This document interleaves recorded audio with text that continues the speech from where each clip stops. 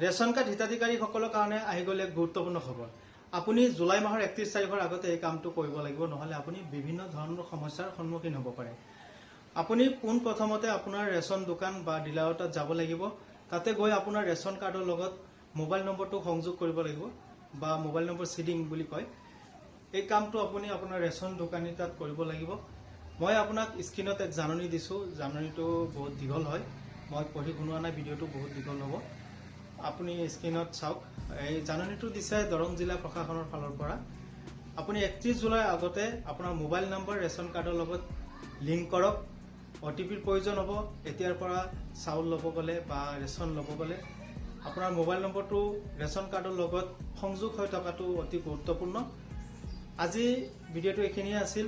ইনফৰমেশ্যনটো পাই যদি আপুনি ভাল পাইছে, নিশ্চয় ভিডিঅ'টো লাইক কমেণ্ট শ্বেয়াৰ কৰিব।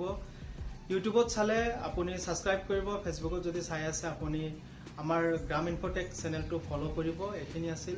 ধন্যবাদ। কিবা জানিব লগা থাকিলে কমেণ্টত নিশ্চয় জনাব বুলি মই আশাবাদী।